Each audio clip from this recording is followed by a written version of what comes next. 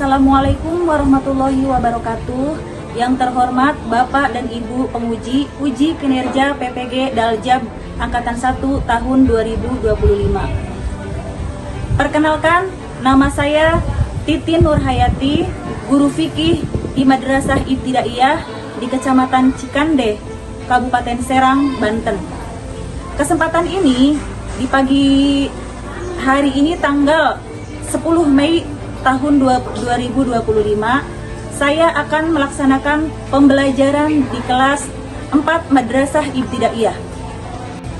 Semoga Bapak dan Ibu penguji senantiasa memberikan kritik dan sarannya agar kedepannya saya bisa melaksanakan pembelajaran dengan lebih baik lagi. Saya ucapkan terima kasih. Wassalamualaikum warahmatullahi wabarakatuh.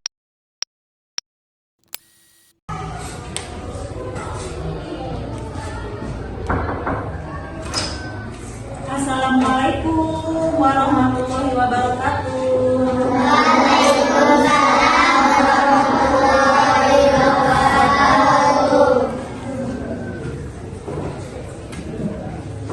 Baik anak-anak, sebelum pelajaran dimulai, terlebih dahulu kita membaca doa. Ketua kelasnya silakan maju ke depan untuk memimpin baca doa.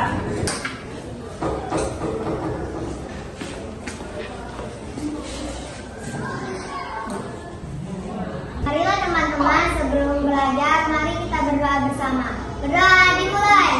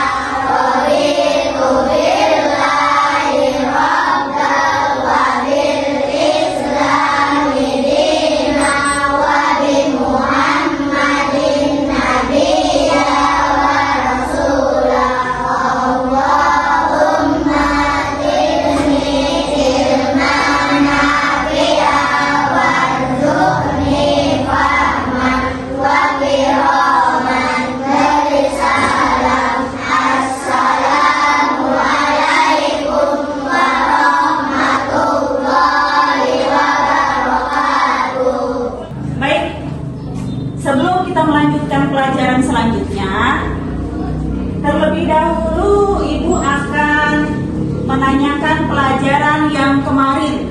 Masih ingat tidak pelajaran kemarin yang kita bahas itu apa? Nah, tentang sholat ya. Sholat itu hukumnya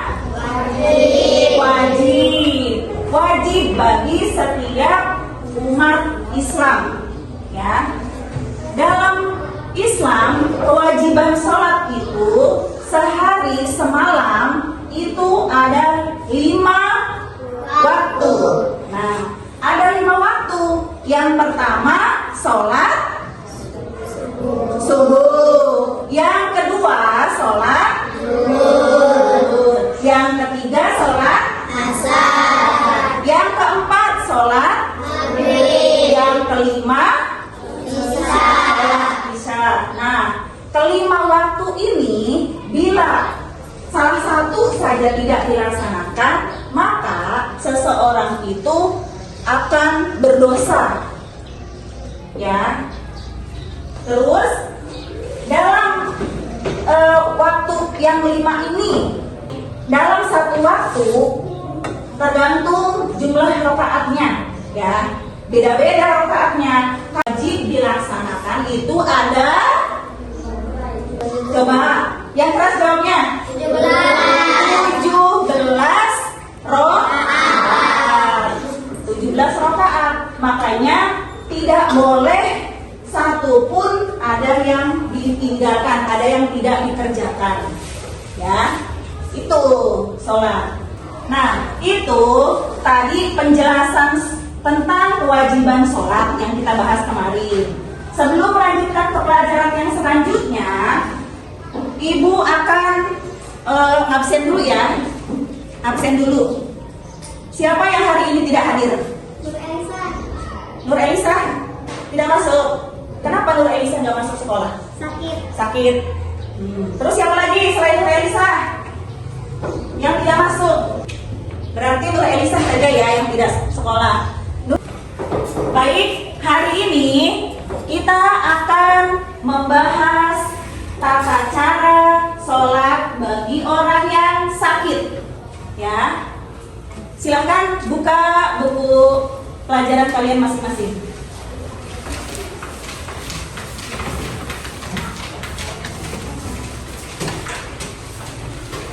Baik, hari ini yang akan kita bahas yaitu tata cara sholat bagi orang yang sakit. Bagaimana caranya? Kalau misalkan ada orang yang sakit tapi tidak bisa melaksanakan sholat dengan berdiri. Nah, ini permasalahannya.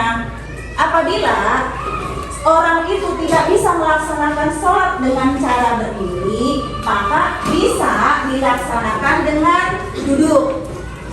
Ya. Setelah itu, apabila tidak bisa lagi dengan cara duduk, bisa dilaksanakan dengan cara tidur miring. Nah, seperti itu. Ada lagi pertanyaan, bagaimana kalau misalkan dengan cara tidur miring tidak bisa lagi? Bisa dilaksanakan dengan cara tidur terlentang. Seperti itu. Ya. Kalau sudah terlentang tidak bisa, misalkan dengan cara isyarat atau kedipan mata seperti itu. Nah, di sini Ibu akan memperlihatkan. Silakan lihat di layar. Kelihatan atau tidak? Di layar silakan perhatikan baik-baik. Ada di situ gambarnya cara orang melaksanakan sholat ketika sedang sakit. Nah, ini yang pertama, tata cara sholat dalam keadaan duduk. Nah, lihat seperti itu. Kalau di gambar itu duduknya di kursi ya. Nah, di kursi. Di gambar tuh duduknya tidak di kursi, tapi bisa juga duduknya di lantai itu. Bisa ya. Duduk sholat dalam keadaan duduk. Nah, seperti itu. Kalau misalkan kan tangannya tetap seperti ini. Terus bagaimana rukunya? Rukunya itu dengan cara menundukkan kepala sedikit seperti itu. Ya. Kemudian kalau untuk sujud itu seperti biasa sujud, ya, dengan mencium ke sajadah. Terus ini dengan cara duduk. Terus yang kedua, dengan tidur miring. Lihat di gambar ada orang yang sedang sholat dengan cara tidur miring seperti itu. Nah, berbaring di atas tusuk sebelah kanan, gitu ya. Kemudian muka dan dada menghadap ke kiblat, seperti itu. Terus untuk ruku dan sujudnya dilakukan dengan isyarat kepala, ya, tidur miring. Kira-kira dari tadi 1, 2 sudah paham atau belum? Sudah ya. Sekarang dengan cara yang ketiga. Nah, tadi kan sudah dengan cara duduk, terus miring, tidur miring. Yang ketiga dengan cara terlentang gitu tidurnya. Tuh. Berbaring, melentang, kaki menghadap kiblat. Yang ketiga, kepala ditinggikan sedikit pakai bantal di sini ya, kepalanya biar agak ke atas kepalanya. Kemudian ruku dan sujud dilakukan dengan isyarat kepala. Nah, seperti itu. Kemudian dengan cara duduk tidak bisa, dengan cara tidur miring tidak bisa, dengan cara terlentang tidak bisa, ya, sholatnya bagaimana? Masih orang dalam keadaan sakit itu masih diwajibkan sholat, ya.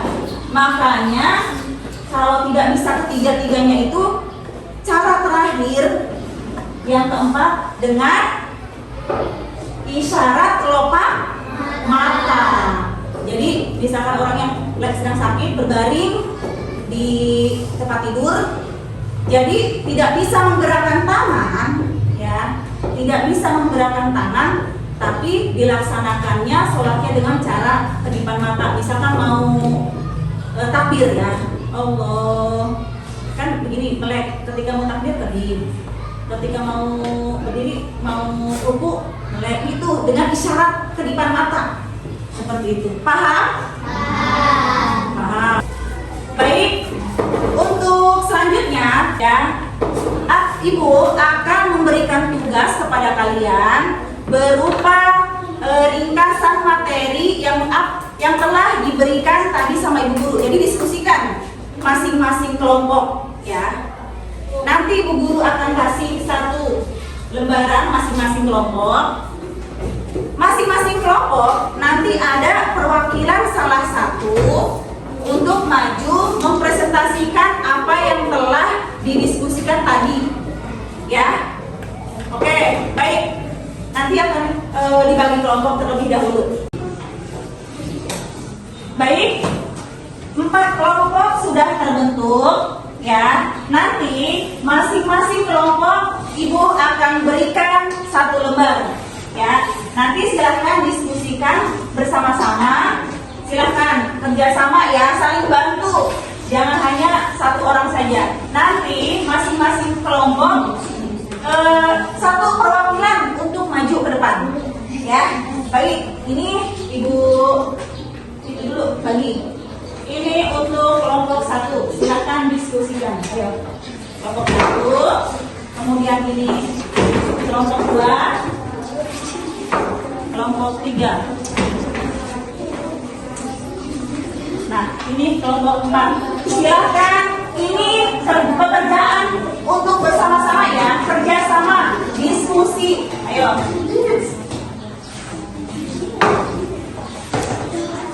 Kerjasama.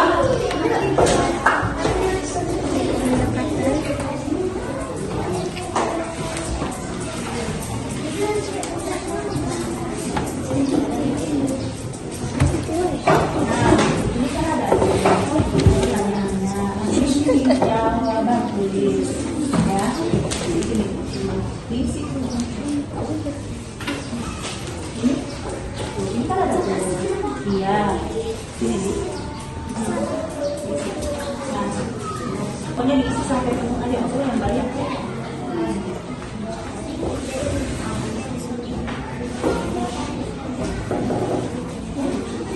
Ayo, ini isi.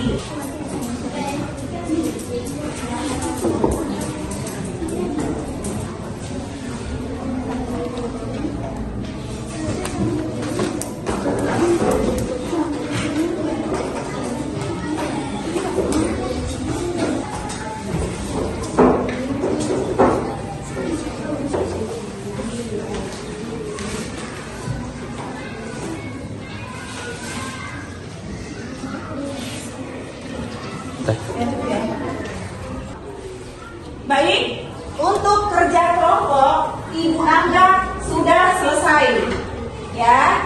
Sekarang di masing-masing kelompok nanti akan maju satu membacakan hasil diskusi tadi. Sekarang Bu Guru tunjuk dari masing-masing kelompok untuk maju ke depan, ya. Silahkan bacakan hasil diskusi kalian tadi. Mulai dari kelompok 1, silahkan maju kelompok 1. Siapa yang akan maju? Bawa hasil diskusi tadi. Sini. Ayo maju. Siapa yang maju? Ayo sini aja.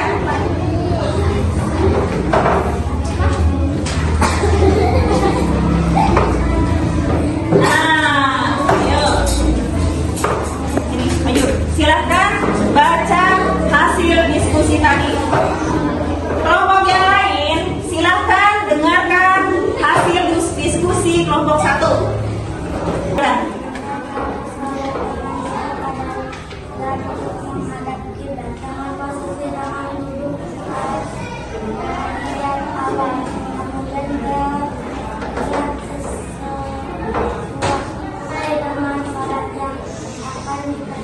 dan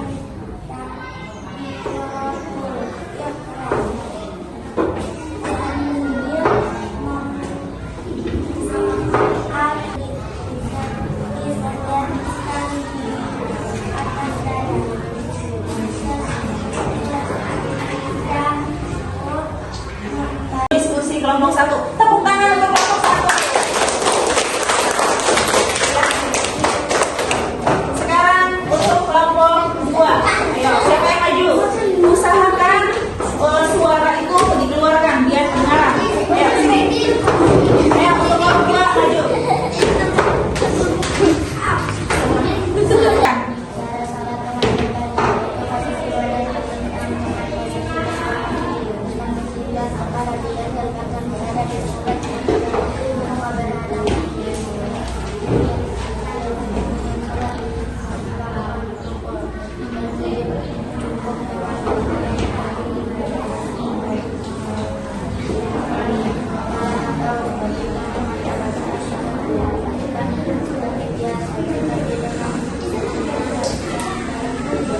Nah, tepuk tangan untuk kelompok 2. Sekarang untuk kelompok 3 silakan maju. Usahakan suaranya dikeluarin biar terdengar. Ya, ke sana. Ya, mulai.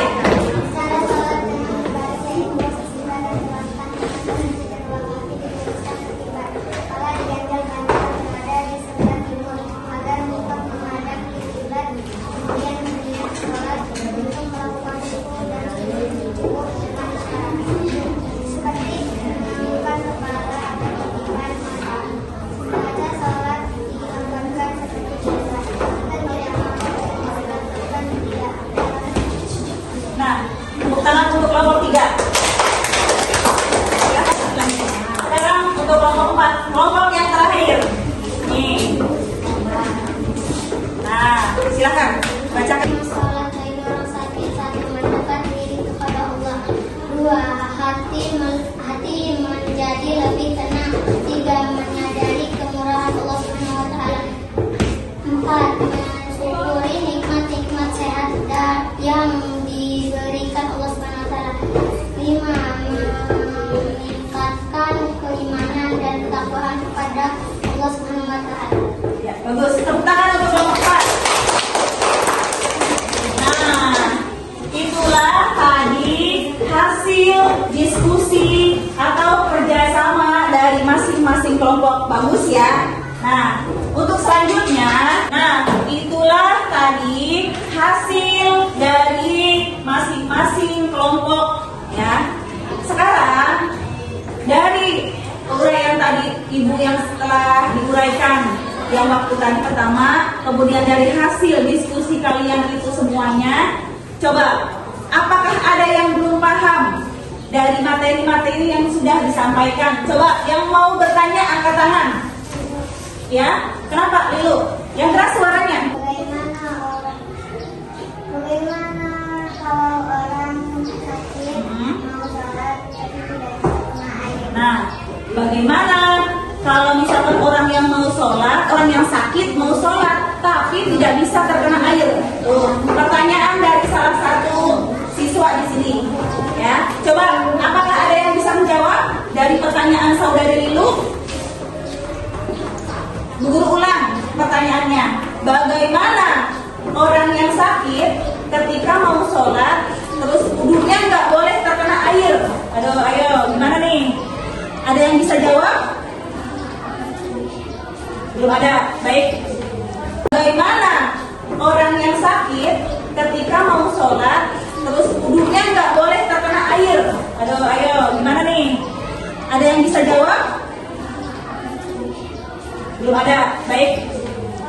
Nih, dari pertanyaan tadi, bagaimana caranya kalau mau sholat terus wudhu, kalau kena air nanti sakitnya malah tambah parah, gitu ya.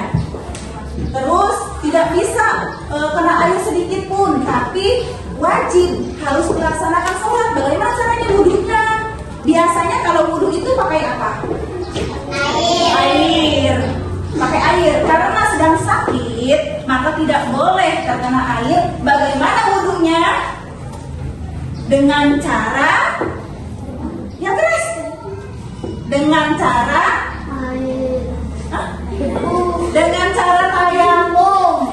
Nah, tayamum dengan menggunakan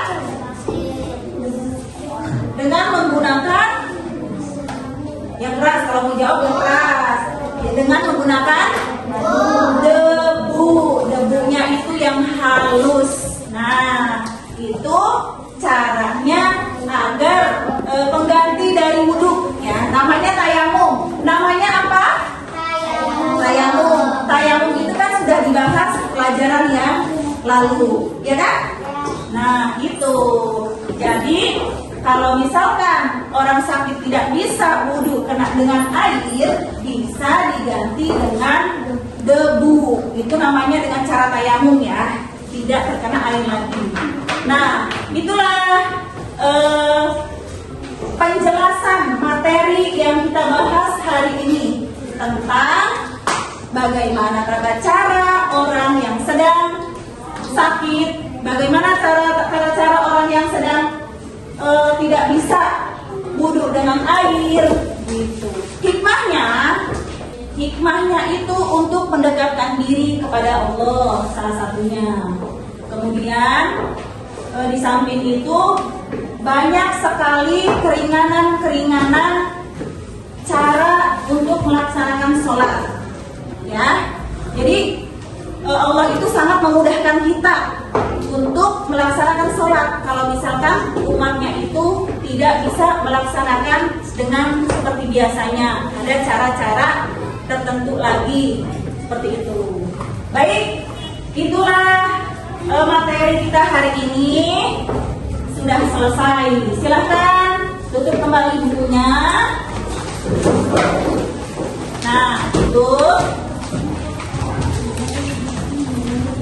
Baik, karena tadi dibagi masing-masing kelompok, sekarang kita ubah lagi seperti biasa, seperti semula lagi duduknya. Silahkan.